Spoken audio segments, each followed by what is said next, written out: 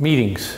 Meetings we should get people together for meetings for only one purpose, and that's to get something done, get a result, solve something, get a result.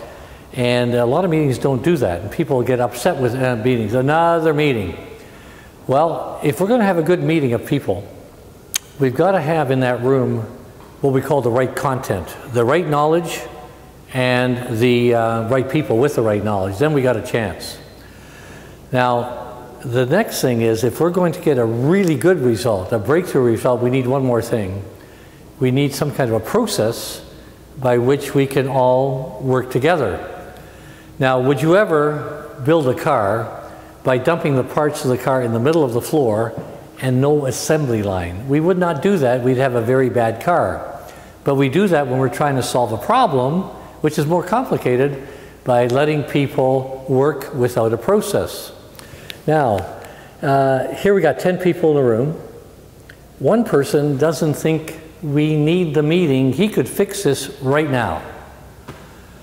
Two people are thinking, why am I here? I'm not sure. I was invited at the last minute, so they're just going to be quiet.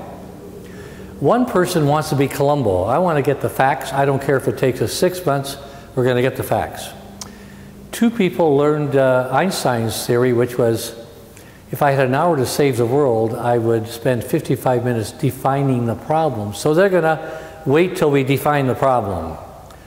Two people have got ideas coming out of everywhere, solutions, and they're throwing them in and having a good time. One person is advising each one of them why this would probably not work and that would probably not work. And one guy wants to play devil's advocate. Have we got a mess on our hands? We've got people all over the place without any kind of integration together. So what we'd like to do is have people become aware that you actually could follow a process to get from one place to another in a complicated situation, make it much more simple. So we have a method that we have to make people aware of this, and it's called the Creative Problem Solving Profile. And people can take this little inventory and you discover your favorite style.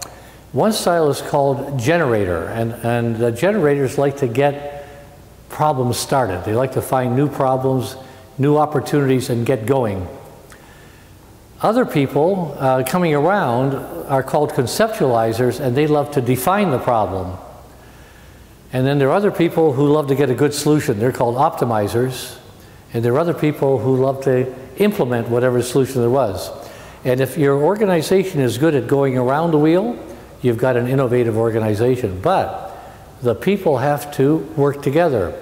So if you're an implementer and I'm a conceptualizer, we could have an awful lot of problems where I like to define the problem and you want to go.